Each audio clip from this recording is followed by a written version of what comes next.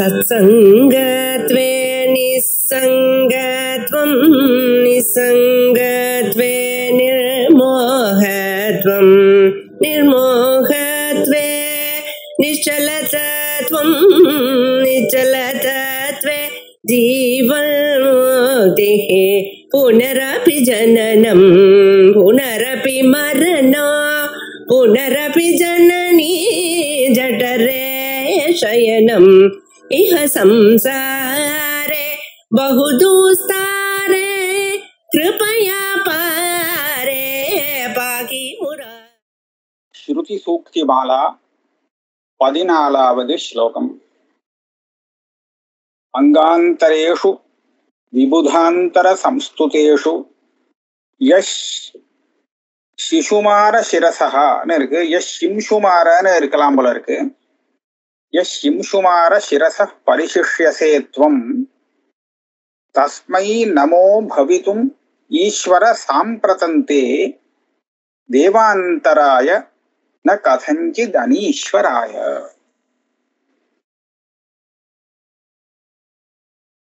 அதாவது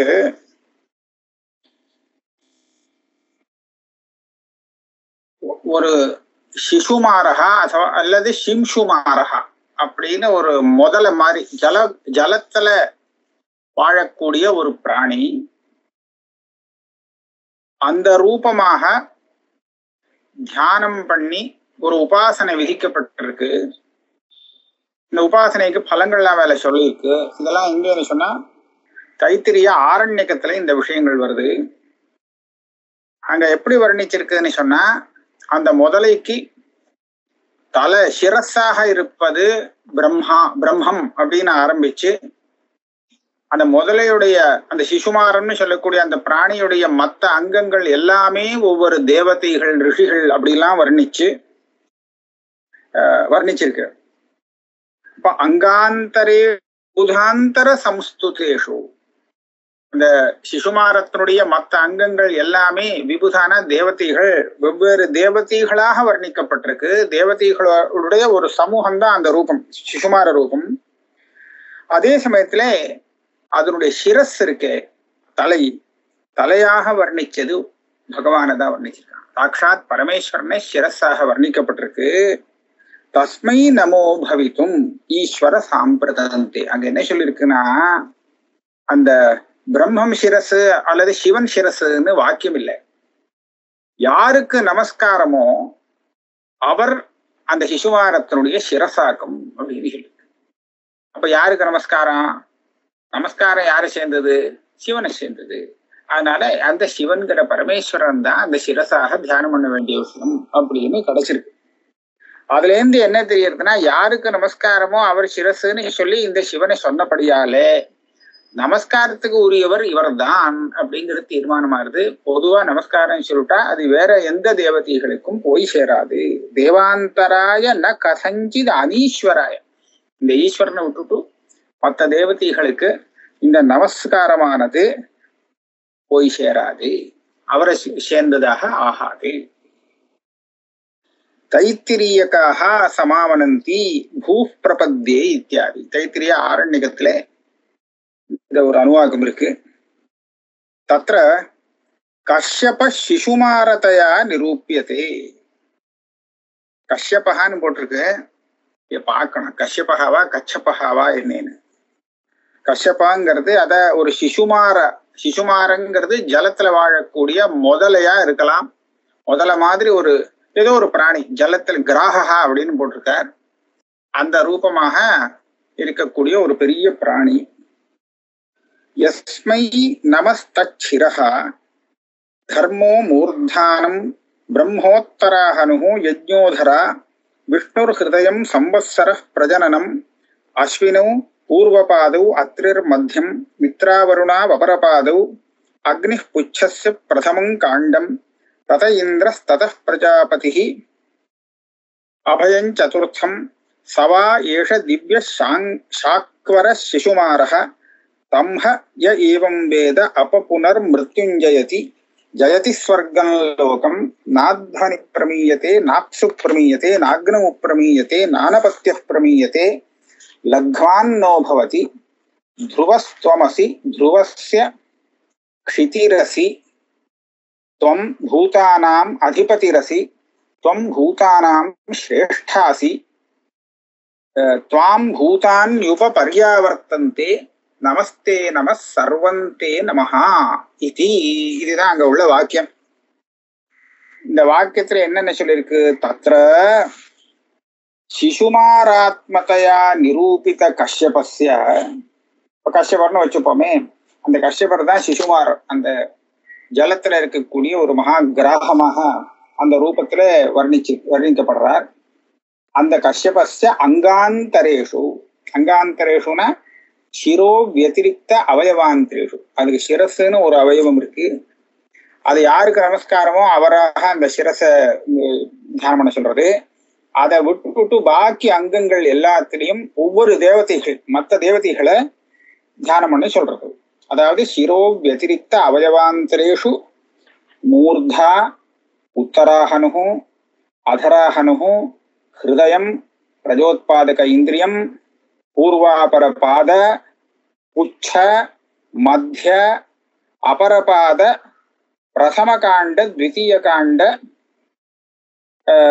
திருத்தீயகாண்ட சதுர்த்தகாண்டாख्येषु விபுதாந்தரேஷு சம்ஸ்துதேஷு. நான் அந்த வாக்கியத்தை படிச்சே சொல்லுறேன். இங்கே அந்த முதல்ல மாதிரி இருக்கே, அந்த பிராணிக்கு யஸ்மை தத் நமஹா தத் சிரஹா, நமஸ்காரம் யாரை போய் சேருமோ அந்த சிவன் அந்த சிசுமாரனுக்கு தலையாக இருக்கார், சிரஸாக இருக்கார். தர்மம் நாம அனுஷ்டானம் பண்ணக்கூடிய அந்த புண்ணியக்காரன் தர்மம் இருக்கே, அது மூர்தா, சிரஸுக்கு அடுத்த பாகம் மூர்தான்னு வச்சுருக்காரு. பிரம்ம உத்தராஹனு யஜ்ஞா அதராஹனுன்னு சேர்க்கணும். பிரம்ம இல்ல பிரம்மா, நம்ம பிரம்மான்னு சொல்றோமோ, அந்த பிரம்மா ஹனு அப்படின்னு சொன்னாக்க இந்த முகத்துல இருக்கிற கீழ்பாகம், அது மேல் பாகம் கீழ் பாகம்னு ரெண்டா உத்தராஹனும் அதராஹனும் அப்படின்னு சொல்றது. உத்தரானா மேல் பாகம், முகத்தினுடைய மேல் பாகம், கீழ் பாகம். யஜ்ஞந்தான் கீழ் பாகம். அதுக்கு கீழே வந்தோம்னா விஷ்ணுவானவர் ஹிருதயமாக இருக்கார். ஹிருதயம் விஷ்ணுவாக இருக்கு. சம்பத்சர பிரஜனனம் பிரஜனனேந்திரியமாக இருக்கு. அஸ்வினி தேவதைகள் பூர்வ பாது முன்னங்கால்கள். அத்ரிஹி மத்தியம், அத்ரிங்கிற மகர்ஷி மத்தியபாகமா இருக்கார், உடம்பா இருக்கார். அதுக்கப்புறம் மித்ராவருணும் அபரபாது, பின்பக்கம் உள்ள பாதங்கள் மித்ராவருண ரூபம். அக்னிஹி புச்சம், புச்சஸ்ய பிரசமங்காண்டம், புச்சத்தை எடுத்துட்டோம்னா அதுக்கப்புறம் வால் தானே இருக்கு. 4 கால் ஆச்சுன்னா பின்னாடி வால் இருக்கு. அந்த வால்ல பல பாகங்கள் இருக்கு, காண்டமாக அதை பிரிச்சிருக்கு. முதல் காண்டம் அக்னி, அதுக்கு அடுத்தது இந்திரன், அதுக்கு அடுத்தது பிரஜாபதி, அதுக்கப்புறம் அபயம் சதுர்த்தம். இப்படி இருக்கக்கூடிய இது ஒரு திவ்யமான சிசுமாரஹா, எல்லாம் தேவதா ஸ்வரூபமாக இருக்கக்கூடிய சிசுமாரன். இந்த சிசுமாரனை எவன் வேத தெரிந்து கொள்கிறானோ, அதாவது உபாசிக்கிறானோ, அவனுக்கு அபமிருத்தி வராது. அப்ப புனர்மிருத்யுஞ்சயதி, ஜெயதி ஸ்வர்க்கம் லோகம், சொர்க்கலோகத்துக்கு போவான். அவனுக்கு நாத்வனி பிரமீயத்தே, இங்கேயோ போகிற பிரயாண காலத்துல பாதி வழியில மார்க்கத்துல மரணம் வராது. ஆப்சு பிரமீயத்தே, அந்த உபாசகனுக்கு ஜலத்துல மரணம் வராது. நாக்னௌ பிரமீயத்தே, அக்னியால அவனுக்கு மரணம் வராது. நானபத்திய பிரமீயத்தே, அபத்தியம் இல்லாமல் குழந்தைகள்லாம் இல்லாதபடிக்கு அவன் பாட்டுக்கு செத்து போடுவாங்கிறது இல்லை. லக்வான்னோ பவதி, லகுவான அன்னத்தை சாப்பிடக்கூடியவனாக இருப்பான். இப்படி எல்லாம் பலஸ்ருதி மாதிரி.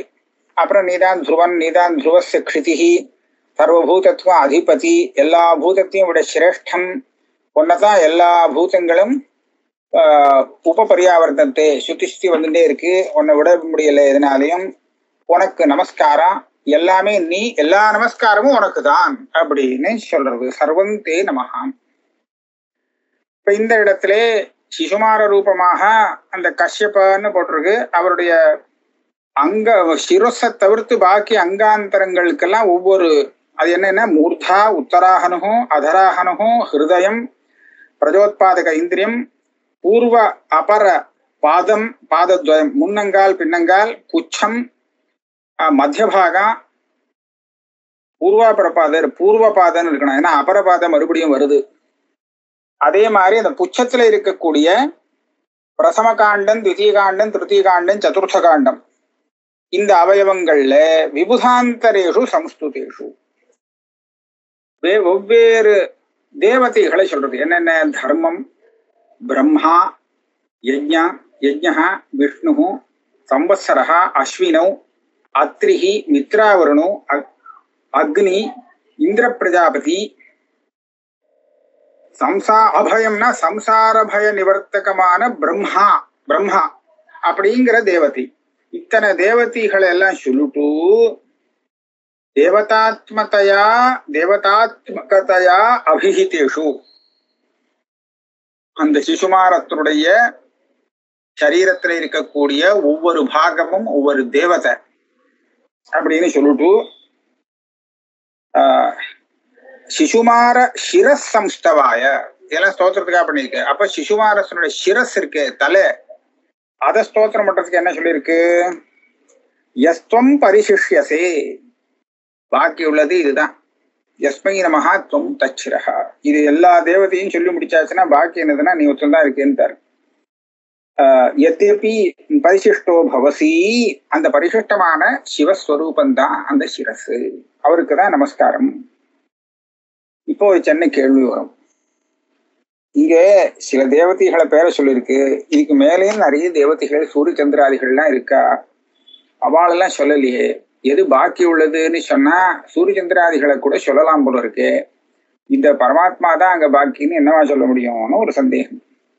எத்தபி சூர்யாதயோபி பகவஹா பரிசிஷ்டா சந்தி, இந்த சிசுமாரத்தினுடைய அவயவத்துல எல்லா தேவதைகளும் வந்து கொடுத்தோன்னு இப்ப சொல்ல முடியாது.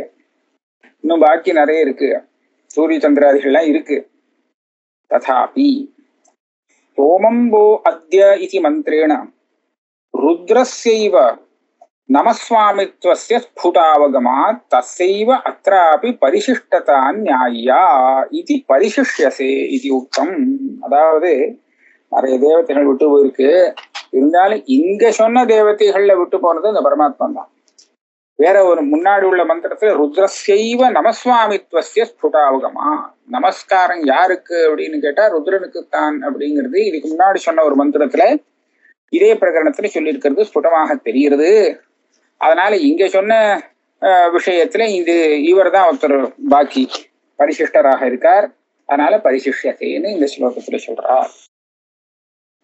அங்காந்தரேஷு விபுதாந்தர சம்ஸ்துதேஷு யஸ் சிசுமார சிரசஹ பரிசிஷ்யசே த்வம் யஸ் சிம்சுமார சிரசஹ பரிசிஷ்யசே த்வம் தஸ்மை நமோ பவித்தும் அப்படின்னு இருக்கு. ஹே ஈஸ்வர, தஸ்மை தே நமோ பவித்தும் சாம்பிரதம். சாம்பிரதம்னா யுக்தம்னு இங்க அர்த்தம். சாம்பிரதம்னு ஒரு அவ்யயம். யுக்தேத்வே சாம்பிரதம் ஸ்தானே, ஸ்தானே சாம்பிரதம்னு ரெண்டு அவ்யயம். இதெல்லாம் அதுதான் உனக்கு தான் நமஸ்காரங்கிறது உச்சிதமானதுன்னு சொல்றது. அனீஸ்வராய தேவாந்தராய கதஞ்சித் பவித்தும் ந சாம்பிரதம். ஈஸ்வரனை விட்டு வேறு தேவதைகளுக்கு நமஸ்காரங்கிறது உச்சிதம் இல்லை. அனீஸ்வரஹா ஸ்வதேவ நமஸ்கார அனர்ஹா கிம் புனः ஈஸ்வரே திஷ்டதி இத்யர்த்தः. அதாவது இந்த ஈஸ்வரனை விட்டால் வேற யாரும் நமஸ்காரம் பண்றதுக்கு யோக்கியமே இல்லை. அதுவும் நமஸ்காரம் பண்றதுக்கு ஈஸ்வரன் கிடைக்கலன்னு சொன்னா சரி, அவளுக்காக நமஸ்காரம் பண்ணிட்டு போலாம். அப்ப நமஸ்கார யோக்கியமாக ஈஸ்வரன் ஒருத்தர் இருக்கும்போது நமஸ்காரத்துக்கு அர்ஹமில்லாத தேவதைகளை யாராவது நமஸ்காரம் பண்ணுவாளோ அப்படின்னு சொல்றார். இதெல்லாம் ஸ்தோத்திரத்துக்காக சொல்றார். ஈஸ்வர இத்தியனேன ஈஸ்வரத்வமேவ நமசம்பந்த காரணம் இது உக்தம் பவதி. நமஸ்காரம் பண்ண போய் சேர்றதுக்கு காரணம் என்னன்னா நீ ஈஸ்வரனாக இருப்பதே அதுக்கு காரணம். தசாச்ச ஈஸ்வரஸ்ய ஈஸ்வரத்துவம் ஸ்ரூயதே. இவருக்குதான் ஈஸ்வரத்துவம் ஸ்ருதியில சொல்லப்பட்டிருக்கு. அந்த ஸ்ருதி என்ன சொல்றார்? சோயம் ஆத்மத்ரய ஸ்யாத்ர பிரகிருதே புருஷஸ்ய ச லீலாகிருத ஜகத் ஸ்ரஷ்டுஹு ஈஸ்வரத்வே வியவஸ்திதா யஸ் சர்வஸ்மாத் பரோ நித்யா நிர்மல பரமேஸ்வரஹா. சோயம்னு இருக்கு, வியவஸ்திதான்னு போட்டிருக்கு, வியவஸ்திதான்னு இருக்கலாமோ என்னவோ. ஆத்மத்ரயஸ்ய, 3 விதமான ஆத்மா, அந்த 3 விதமான ஆத்மாக்கள் பிரகிருதி புருஷா, அதே மாதிரி லீலாகிருத ஜெகத் சிரஷ்டா. இதுதான் 3 ஆத்மாவா. பிரகிருதி ஒண்ணு, மாயை, புருஷானா அந்த ஜீவாத்மா, லீலாகிருத ஜெகத் சிரஷ்டாங்கிறது ஈஸ்வரன். இந்த 3 ஆத்மாவாகவும் இருப்பது வியவஸ்திதா எஸ் சர்வஸ்மாத் பரோ நித்யா நிர்மல பரமேஸ்வரா. இது எல்லாத்துக்கும் பரமான ஸ்வரூபம் தான் இந்த ரூபத்துல நம்ம இருக்கு. அதுதான் நிர்மல பரமேஸ்வரா, எந்த மரமும் சம்பந்தப்படாத சுத்த பரமேஸ்வரர். இத்தியாதி பௌன புண்ணிய பிரதிபாதக ஈஸ்வரத்துவ அனீஸ்வரத்துவ வச்சனேன தாவத் அலம் ததா பிரதிபாதனேபி दैवोपहतस्य पुरुषस्य न आश्वासो भवति. पौनः पुण्येन ஈஸ்வரன் தான் நமஸ்காரார்ஹான், பரமேஸ்வரன் தான்ங்கிறது திருப்பி திருப்பி திருப்பி நிறைய சொல்லி இவ்வளவு தடவை நிறைய சொன்னாலும் கூட दैवोपहतस्य पुरुषस्य न आश्वासो भवति. சில பேருக்கு அது விசுவாசம் வராது. அவர் தான் ஈஸ்வரன், அவருக்கு தான் நமஸ்காரம் போய் சேருங்கிறத நம்ப முடியாது போயிடும் அவளால. அதுக்கு காரணம் என்னன்னா, அவ தெய்வேன ஹதாஹா, அவளுக்கு பாக்கியம் இல்லைன்னு அர்த்தம்.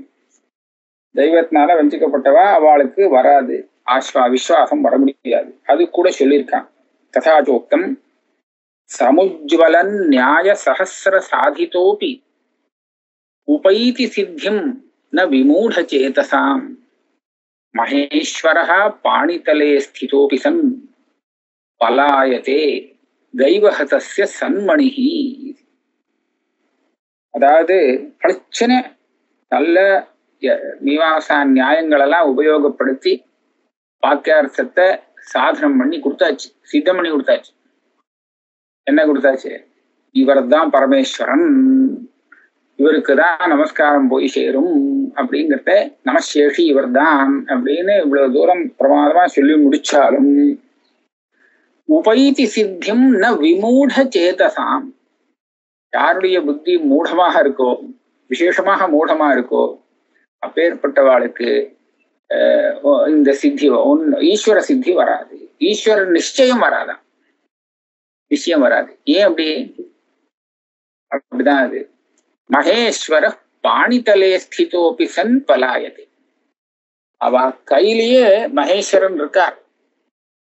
ஆனா அங்கே அவளுக்கு இந்த பாக்கியம் இல்லாதனால அவ அங்கேருந்து ஒரு கூட அவளால் தெரிஞ்சுக்க முடியாது. அதுக்கு உதாரணம் தெய்வஹதஸ்ய யசா சன்மணிஹி. இது ஒரு ரத்னம், உத்தமமான ரத்னம். அந்த ரத்னம் இவ கையிலேயே இருக்கு. கையிலேயே இருந்தாலும் இவனுக்கு புரிஞ்சுக்க முடியாது, அது ரத்தமான்னு தெரியாது, ஏதோ கல்லு போல இருக்குன்னு தூக்கி எறிஞ்சிருவான். இவனே தூக்கி எறிஞ்சிருவான் வேண்டான்னு. அது சொல்லியிருக்கு. அது ஒரு கதை வாசிஷ்டத்துல கூட வரும். வாசிஷ்டத்துல வரும். அந்த இவர் ஸ்ரீஹர்ஷர் வேற சொல்லுவார். அதாவது வாசிஷ்டத்துல எப்படி கதை வருதுன்னு கேட்டா, யாரோ ஒருத்தன் ஒரு சாதகன் என்ன நினைச்சான்னா, நம்ம சிரமப்படாம சௌக்கியமா இருக்கணும் அப்படின்னு சொன்னா அதுக்கு ஏதோ ஒரு ரத்னம் இருக்கு. அந்த ரத்னத்தை கண்டுபிடிச்சு வச்சுட்டோம்னா அது நமக்கு பிரதிதினா நமக்கு என்ன ஆகாரமோ என்ன விவகாரத்துக்கு தேவையோ அந்த தன விவசாய ஏற்படுத்தி கொடுத்துரும், நம்ம கேட்டதெல்லாம் கொடுத்துரும். அதுக்கு மேல நமக்கு ஒண்ணும் வேண்டாமே. அதனால அந்த ரத்னத்தை அடைஞ்சு விட்டா ரொம்ப சௌரியம் அப்படின்னு சொல்லி அது அடையணும்னு சொல்லி பிரயத்தனம் பண்ணான். பிரயத்தனம் பண்ணி எங்கேயோ போயிட்டு இருக்கான்.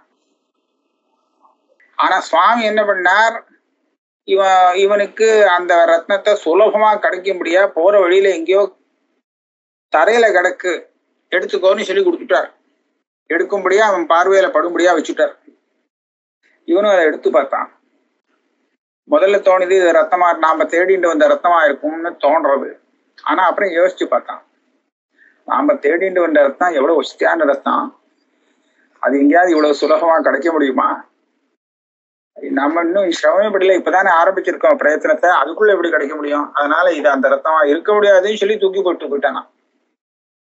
அதாவது சுலபமா கிடைச்சதேங்கிறதுக்காகவே அவன் அதை நம்ப முடியாது போயிடுச்சு.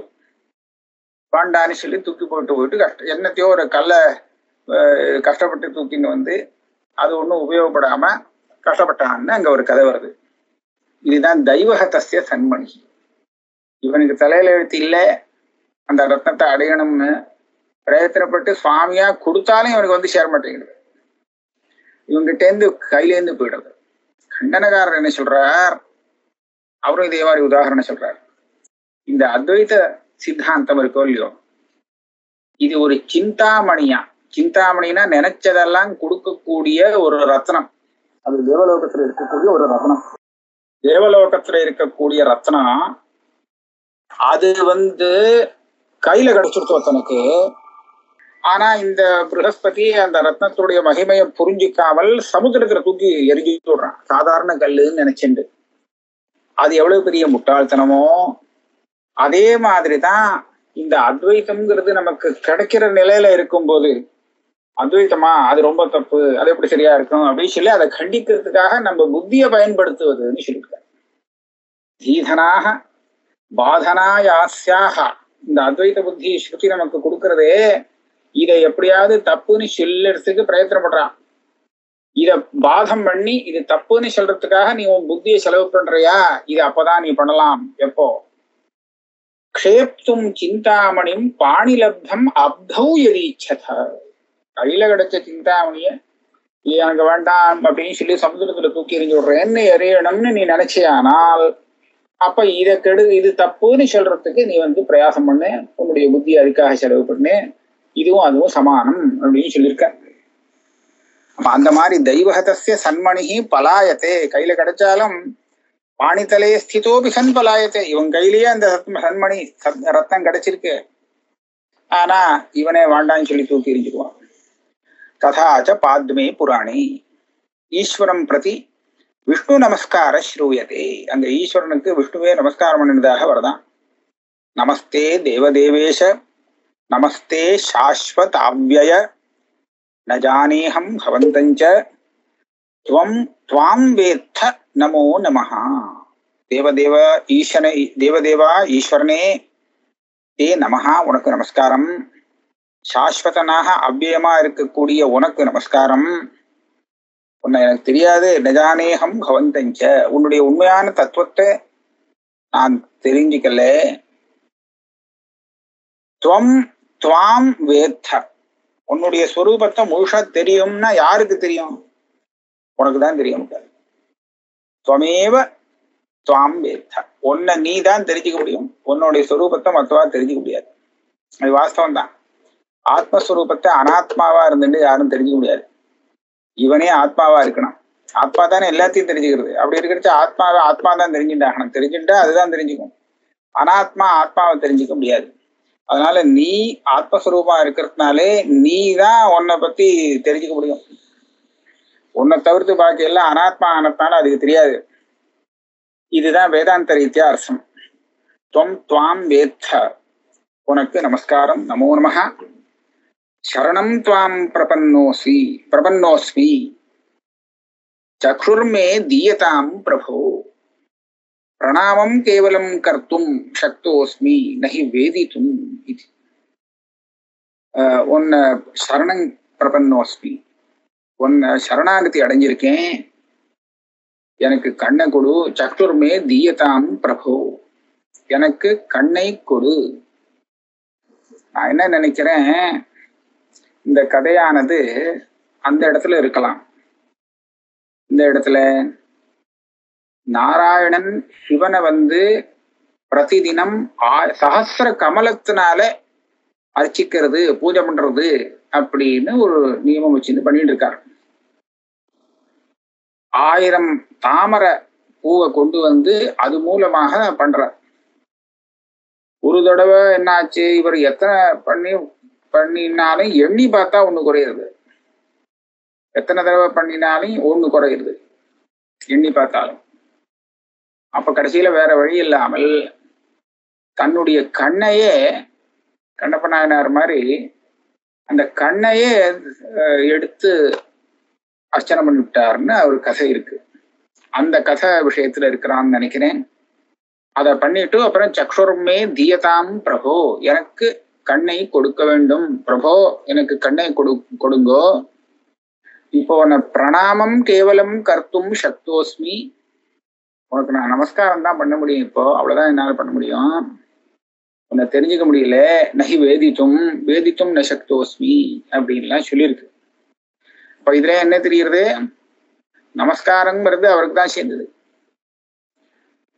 அந்நேஷாம் அனீஸ்வரத்வா தவைவ ஈஸ்வரத்வாத் நமஸ்காரார்ஹதா பிரதீயதே. இங்க விஷ்ணு சொல்ற வச்சனத்திலேருந்து நமக்கு என்ன தெரியுதுன்னு கேட்டா, ஈஸ்வரன் சொன்னா இவர் ஒருத்தர் தான், மற்றவாலாம் ஈஸ்வரன் இல்லை, அதனால இவர் தான் நமஸ்காரார்ஹம், நமஸ்காரத்துக்கு அர்ஹமானவர் அப்படிங்கிற ஒரு விஷயம் தெரியுது. அதே மாதிரி இது 14வது ஸ்லோகமாச்சு. 15வது ஸ்லோகத்தை நாம படிச்சுட்டு அப்புறம் படிக்கலாமா பார்ப்போம். ரங்கோபஜீவினோபி யதோ நமஸ்கார முத்ரயா பவந்தம் அபிநயந்தி அதோ நமசேஷித்வம் தவைவ யுக்தம் இத்யாக. இந்த ஸ்லோகத்துல கொஞ்சம் விசேஷமா சொல்லும்படியா இருக்கும்னு நினைக்கிறேன். அவதாரிக்கைய மாத்திரம் படிச்சுட்டு வைக்கிறேன். இந்த ரங்கம் அப்படிங்கிறது என்னன்னா மேடை, அதாவது நாடகாதிகள்ல பண்றதுக்கு அமைக்கக்கூடிய ஒரு மேடை இருக்கு, அது ரங்கம். நாட்டியம் நாடகம் அதெல்லாம் பண்றவா, நாட்டியங்கள்லாம் பண்றவா, அதை உபஜீவிக்கிறவா கூட நமஸ்கார முத்ரையா பவந்தம் அபிநயந்தி. அவ ஒன்ன சொல்லும் போது அந்த இதுல பரதநாட்டியம் நாட்டியத்துல பகவான அந்த அபிநயத்தினால காண்பிக்கும் போது நமஸ்கார முத்ரையா தான் பகவான் அபிநயம் பண்றா.